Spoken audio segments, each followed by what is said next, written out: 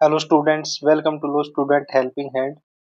आपके मध्य प्रदेश एडीपीयू के फॉर्म निकले हुए हैं। ये फॉर्म आपके रीओपन हुए हैं क्योंकि आपकी जो वैकेंसी थी वो 17 वैकेंसी आई थी और उसके बाद अब आपकी वैकेंसी जो है उनकी संख्या बढ़ा दी गई है। अब आपकी टोटल वैकेंसीज 107 कर दी गई हैं। तो अब फॉर्म रीओपन किए गए हैं। इसकी लास्ट डेट आपकी 24 जुलाई है। तो जिनको अप्लाई करना है वो लास्ट डेट का वेट न करें, जल्दी से अप्लाई करें क्योंकि लास्ट डेट के टाइम आपकी जो साइट है ये बिजी हो जाती है, तो काफी बच्चों के फॉर्म फिल हो नहीं पाते। तो लास्ट डेट का वेट न करें। और अगर आपको कोई फॉर्म भरने में परेशानी आए तो आप हमें कमेंट कर सकते हैं, लेकिन उससे पहले आप पूरी वीडियो देखिए, फिर आपको कोई परेशानी आए तो आप हमें वीडियो में कमेंट कर सकते हो। तो सबसे पहले आपको एमपीपीएससी की ऑफिशियल वेबसाइट पे आना है। इसके बाद आपको नीचे दिखाई देगा, जब आप इसको नीचे स्क्रॉल करोगे तो आपको अप्लाई ऑनलाइन दिखाई दे रहा होगा यहाँ पे राइट साइड में। इसके ऊपर आपको क्लिक करना है। इसके बाद आपका कुछ ऐसा इंटरफेस ओपन होगा।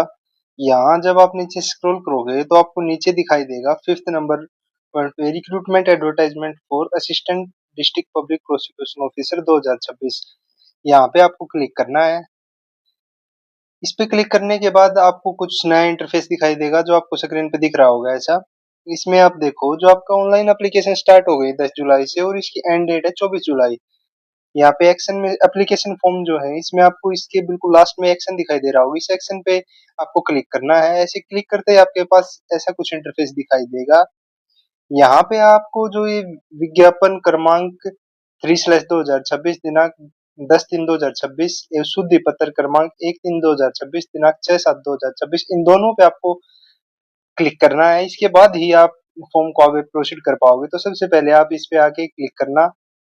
ऐसा ही इंटरफेस हो आपका ओपन हो जाएगा। इसके बाद आपको फिर से बैक कर लेना है इसको।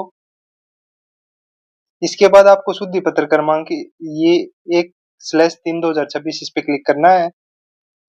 ये ये दोनों आपको ऐसे ओपन हो जाएंगे। इसके बाद आपको यहाँ पे टिक कर देना है। इसके बाद आपको नीचे आना है। जब आप नीचे आओगे तो आपको प्रोसीड का ऑप्शन दिखाई देगा। तो यहाँ पे आई एक्सेप्ट पे क्लिक करके और इसके बाद आपका ये फॉर्म जो है ओपन हो जाएगा। आपको यहाँ से आपका फॉर्म फिल करना है। ये आपका फॉर्म हिंदी में है, लेकिन आपको जो शब्द है वो अंग्रेजी में फिल करने हैं। आपको दिखाई दे रहे होंगे स्टार मार्क लगा हुआ है। तारांकित फील्ड अनिवार्य है, आवेदन पत्र अंग्रेजी में ही भरें। ये हिंदी में है लेकिन आपको ये इंग्लिश में फिल करना है। सबसे पहले आपको दे रखा है क्या अभ्यर्थी विधि में उपाधि धारक है। ये तो जिन्होंने एलएलबी की डिग्री कर रखी है वो यहाँ पे यस कर दें। इसके बाद आपको क्या अभ्यर्थी विधि में प्रथम श्रेणी उपाधि धारक है।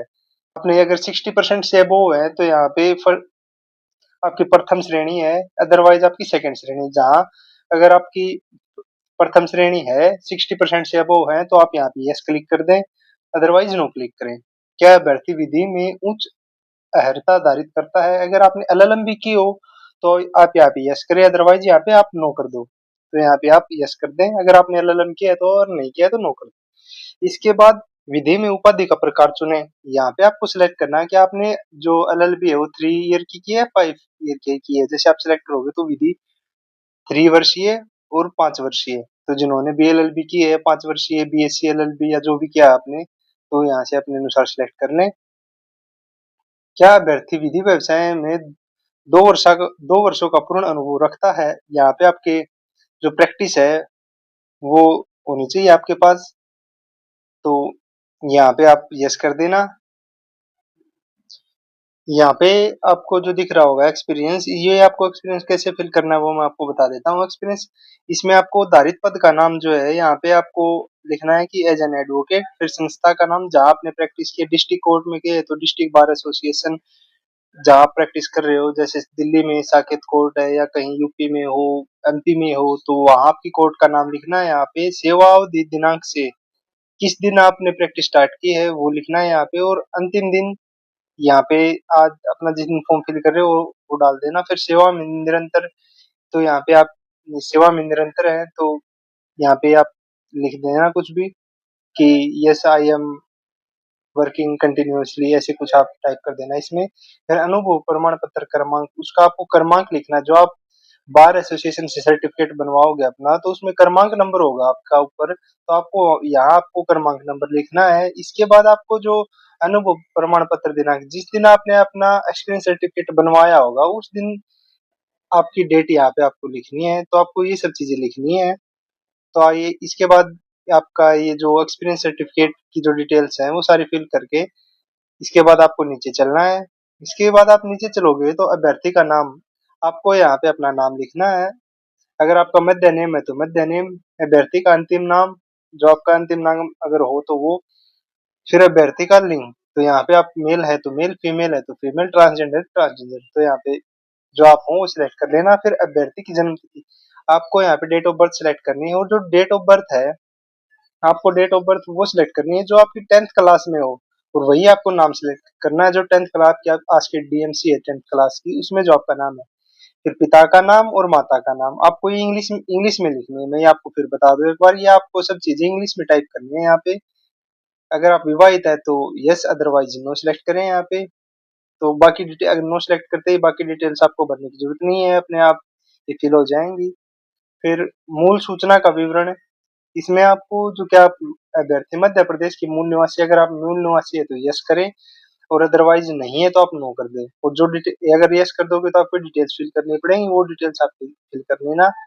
मैं एमपी से बाहर का हूँ तो इसलिए आपको यहाँ पे नो सिलेक्ट कर रहा हूँ। मैं जो एमपी के हूँ यस करके अपनी डिटेल्स फिल कर लेना यहाँ पे। जो एमपी से बाहर के हैं वो ऑटोमेटिकली अनरिजर्व कैटेगरी में आ जाएंगे। आप यहाँ पे नो सिलेक्ट करोगे तो इसके बाद आपको जो दिव्यांगता का विवरण देना है, अगर आप दिव्यांग है तो यस करें, अदरवाइज नो कर दें। इसके बाद आपकी सारी डिटेल्स ऑटोमेटिक फिल हो जाएंगे, आपको कुछ नहीं करना है। फिर आपके बाद अन्य विवरण आ जाए, क्या अभ्यर्थी किसी, ये आपको जो है नो कर देनी है। आप पढ़ लेना एक बार इनको, लेकिन आप नो कर देना इसको, क्योंकि ये काफी वो, अगर आप प्रीवियसली कन्विक्टेड हैं, कहीं पे सेवा कर रहे हैं, जो बच्चे कहीं पे आप काम कर रहे हो तो वो आप सारी चीजें पढ़ लेना जो भी हैं। जो बच्चे सेवा कहीं पे नौकरी कर रहे हो या जॉब कर रहे हो तो वो उस हिसाब से पढ़ के अपनी डिटेल्स फिल कर लेना।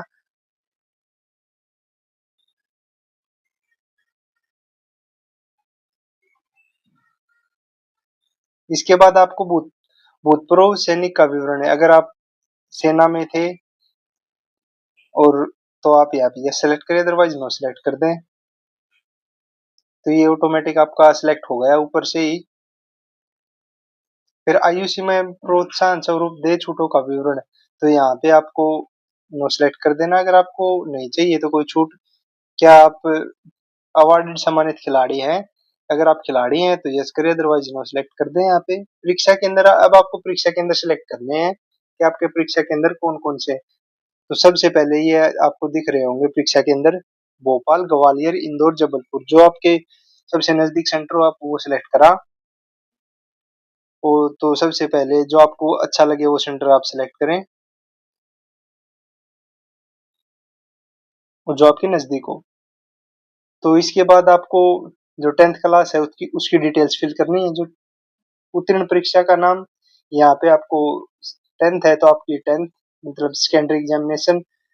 फिर आपकी जो ग्रेड सिस्टम था या क्या था वो आप यहाँ पे सिलेक्ट करने, प्रणाली, सीजीपीए था, डिवीजन था तो आप वो सिलेक्ट करें। फिर विषय कौन से थे आपके वो सिलेक्ट करने ना, पूर्णांक कितने अंकों का आपने मतलब कितने अंक थे आपके टोटल, फिर प्राप्त अंक कितने अंक आपने प्राप्त किए, फिर उसके बाद आपको परसेंटेज लिखनी है।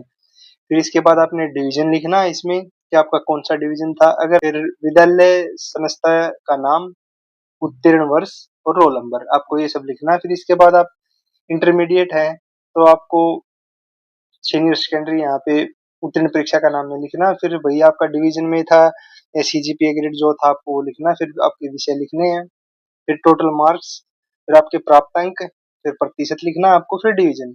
60% से वो है तो आप उसको उनका डिवीजन फर्स्ट होगा यहाँ पे। तो इसके बाद आपको सिलेक्ट करना है कि ये 60% से अबव वाले बच्चे हैं वो फर्स्ट डिवीजन में आएंगे, तो आप सिलेक्ट कर लेना। शायद मैंने पीछे भी आपको 80% से वो बताया था। और एक बार आप अपनी जो मार्कशीट है उसके पीछे देख लेना, उसके पीछे भी लिखा होगा कि कितने परसेंट से कितने परसेंट तक सेकंड डिवीजन है, फिर फर्स्ट डिवीजन, ऐसे आपके मार्कशीट के पीछे भी लिखा होता है। तो डिटेल्स आप फिल कर ले। फिर आप एलएलबी या बीएलएलबी जो आपने की है वो डालें यहाँ पे, फिर उसकी डिटेल्स फिल कर दें सारी। फिर अगर आपने एलएलएम की हो तो एलएलएम की डिटेल्स डाल दें, और इसके बाद आपको नीचे चलना है। फिर आपका यहाँ पे बैंक डिटेल्स फिल करवाई जाएंगी, तो आप अपनी बैंक डिटेल्स फिल कर लेना। बैंक का नाम, आईएफसी कोड, शाखा का नाम, शाखा का कोड, खाता धारक का नाम और खाता संख्या आपको सिलेक्ट करनी है। और जो आपकी जो पासबुक है उसका जो फ्रंट पेज है जिसपे आपके अकाउंट नंबर और आईएफसी कोड ये सब हो, आपको वो अपलोड करनी है यहाँ पे। और ये आपकी जो है इमेज होनी चाहिए जेपीजी फॉर्मेट में। मैक्सिमम इसकी जो है 200 केबी होना चाहिए, तो आप यहाँ पे सिलेक्ट कर लेना। इसके बाद आपको अपना एड्रेस लिखना है यहाँ पे, जो आपका एड्रेस हो आप वो सिलेक्ट कर लेना पूरा एड्रेस। और इसके बाद अगर आपका वर्तमान एड्रेस जो है वो परमानेंट एड्रेस से सेम हो तो यहाँ पे आप सिलेक्ट कर लेना।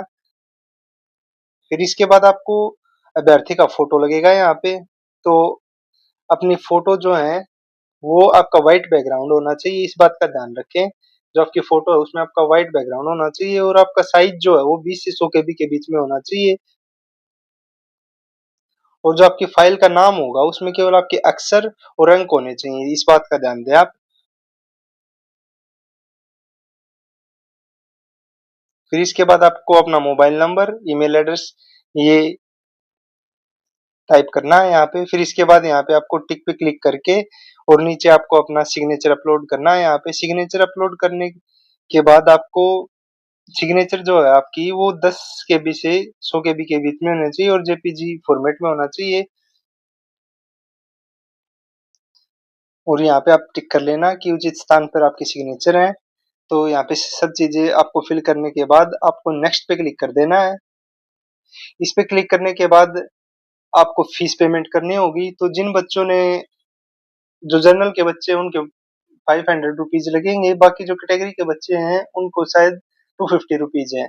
तो ये आप ये चीजें फिल करके, और आप एक बार सबमिट करने से पहले अपने जो डॉक्यूमेंट्स है उनको, जो आपने जानकारी फिल करी है आप वो अच्छे से सिलेक्ट कर ले। आपको यहाँ पे डॉक्यूमेंट्स फिल नहीं होंगे, आपको जब इंटरव्यू होगा उस टाइम पे आपके डॉक्यूमेंट्स देखे जाएंगे।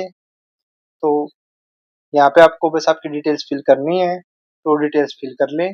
इसके बाद आप ये अपना कैप्चा भर के और एक बार अच्छे से चेक करके प्रीव्यू करके डॉक्यूमेंट आपकी डिटेल्स को और सबमिट कर दें।